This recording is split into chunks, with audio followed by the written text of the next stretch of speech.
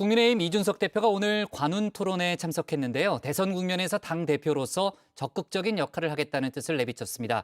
특히 2030 표심의 중요성을 역설했는데 당 대선 후보들도 청년 표심 잡기에 공을 들이는 분위기입니다. 박준우 마커가 야권 소식을 정리해봤습니다.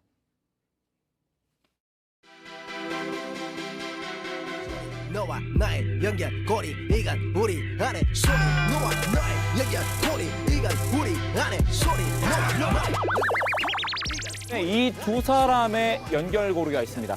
사물이 아니라 사람인데요. 홍과 주의 연결고리는 바로 윤석열 전 검찰총장입니다. 지난 6월에 제가 한번 보여드렸던 인물 소개 형식인데요. 저때 회의 끝나고 신체커가 혼자 너와 나의 연결고리를 흥얼거렸던 기억이 납니다. 오늘도 그 모습을 볼 수 있으려나요, 신체커? 자, 주민이 선정한 오늘의 인물은 3명인데요. 국민의힘 이준석 대표, 그리고 유승민 전 의원, 그리고 홍준표 의원입니다. 이 세 사람을 이어주는 연결고리가 하나 있는데요. 바로 2030입니다. 사회 연결망 이론으로 얘기하자면 커넥터라고 불러볼 수 있겠네요. 2030 세대가 현 정부의 실정에 실망해서 한 번쯤은 정치에 관심을 두고 표를 몰아줄 수 있습니다. 하지만 이 관심을 지속하려면 정치권은 환골탈퇴해야 합니다. 이준석 대표 오늘도 관훈 클럽 초청 토론회에 참석했는데요. 기조 발언부터 핵심 키워드는 2030이었습니다.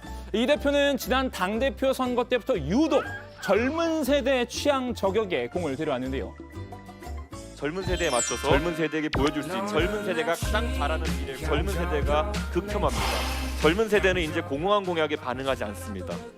경선 자체도 젊은 세대에 맞춰서 재미가 있어야 되고 더 이상 줄 세우기, 개파 정치 있어서는 안 됩니다.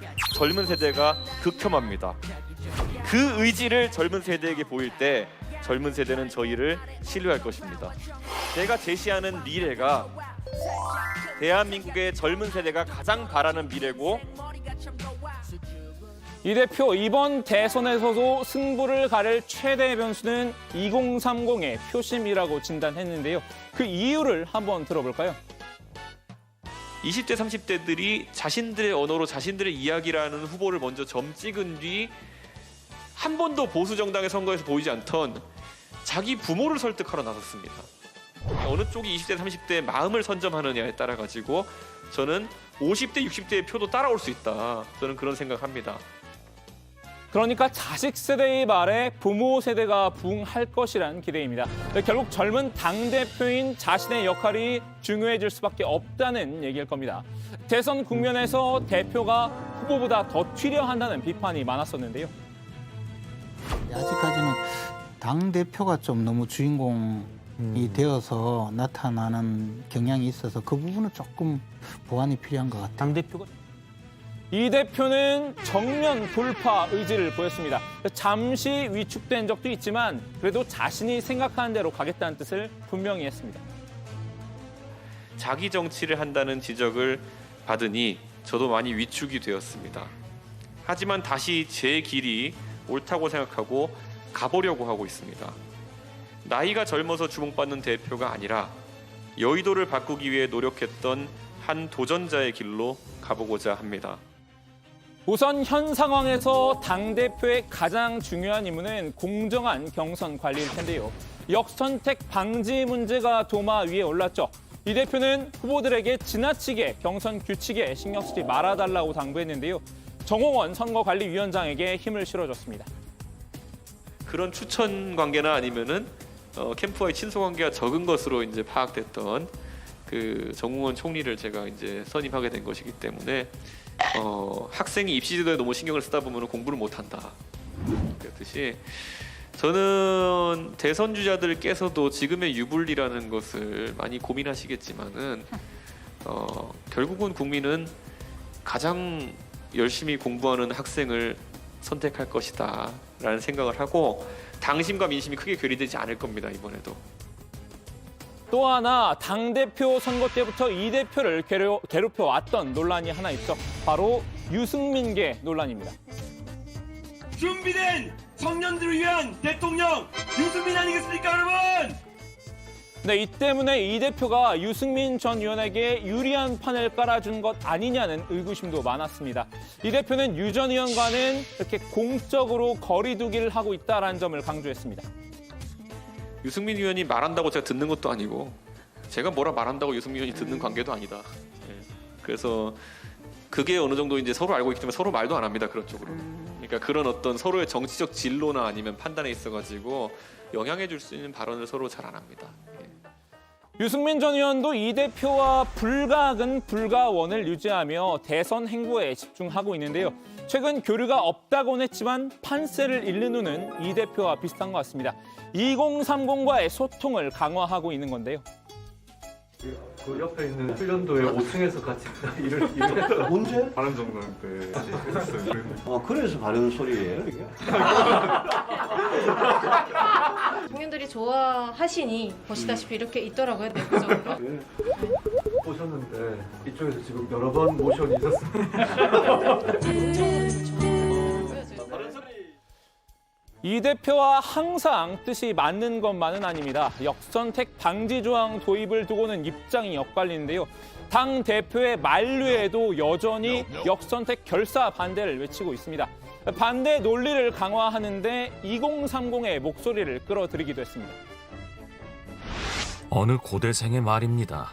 저는 국민의힘은 지지 못해요. 근데 후보님이 국민의힘 후보 되면 꼭 찍을 겁니다. 다른 후보는 찍고 싶은 후보가 없어요. 근데 역선택 방지하면 저 같은 사람은 후보님 찍을 수가 없잖아요. 그거 너무 웃기는 거 아닌가요? 왜 얻을 수 있는 표를 버리죠? 유 전 의원 어제 고려대학생들과의 토론회에 참석했습니다. 그 자리에서 한 학생이 저런 말을 했다는 겁니다. 그러면서 정홍원 선관위원장을 직격했는데요. 정 위원장이 들어야 할 목소리는 윤석열 전 검찰총장이 아니라 2030의 목소리라고 말이죠. 특히 청년층 지지를 당연한 것처럼 여기다가는 정권 교체는 물 건너갈 것이라고 경고했습니다. 유 전 의원이 이렇게 청년 표심에 공을 들인 이유, 바로 자신이 생각한 이 시나리오 때문인 것 같은데요. 홍준표가 윤석열을 따라잡고 그 다음에 유승민이 홍준표를 따라잡아서 결국은 유승민이 11월 9일 날 국민의힘 후보가 될 거다. 잠시 범야권 후보 적합도 여론조사 결과 추이를 살펴보면요. 유 전 의원이 이렇게 3위 자리를 지키곤 있지만 10% 초반 박스권에 갇혀 있는 모습입니다. 반면에 빠르게 치고 올라간 분이 있죠. 유 전 의원의 예상대로 홍준표 의원이 윤석열 전 검찰총장의 총장을 거의 바짝 추격하고 있는 중인데요.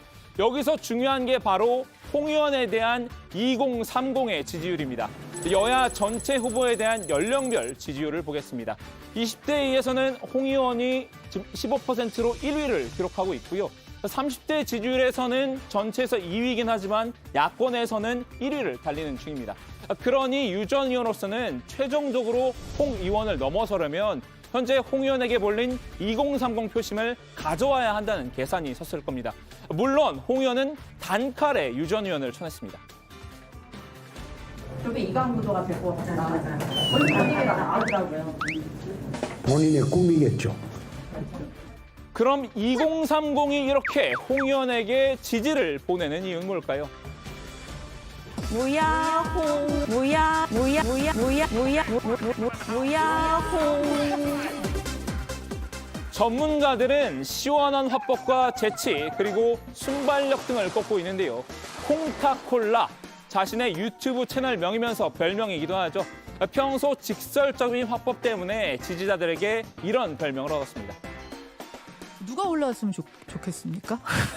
저는 지금 제가 본선 가는 것이 가장 중요한 겁니다. 물론. 저는 지금은 민주당 거기에 바라볼 시간이 없습니다. 무슨 대통령 선거가 골목대장 뽑는 선거로 착각을 하고 있어요. 1인 시위를 내가 처음에 해보는데 그게 참 힘드네요. 그러나만 이거 혼자 우두커니 서 있으려고 하니까 참 이게 옛날에 저희들이 초중고등학교 다닐 때 학교에 벌 쓰는 거 비슷한 그런 느낌을 받습니다.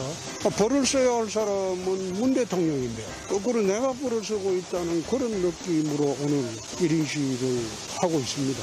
좀 황당하다는 생각도 들어요. 홍 의원은 고시 부활이나 수시 폐지 등의 공약도 내놨는데요. 이 역시 2030에게 좋은 평을 받았다는 분석도 있습니다. 여기에 젊은 당 대표와 상당히 케미가 잘 맞는 분위기입니다. 저는 생각보다 잘하고 있다고 봅니다. 우선 정치 경력이 좀 부족해서 불안하지 않을까 했는데 의외로 안정됐고 그리고 정치 감각이 아주 뛰어나고 빨라요. 이런 상황 만드시면 곤란하다고 그냥 그렇게 저희 자유스럽게 이렇게 얘기할 정도로 홍 대표님하고 신뢰관계가 있기 때문에. 자, 오늘은 2030을 연결고리로 삼아서 당대표와 후보 2명의 소식을 다뤄봤는데요. 오늘은 국민의힘 1차 컷오프 경선에 진출하는 대선 예비후보 12명이 확정된 날이기도 합니다. 관련 소식은 들어가서 얘기 나눠보겠습니다. 오늘 주민 한마디 정리합니다. 민지 민준이 들어와 2030 잡아야 산다.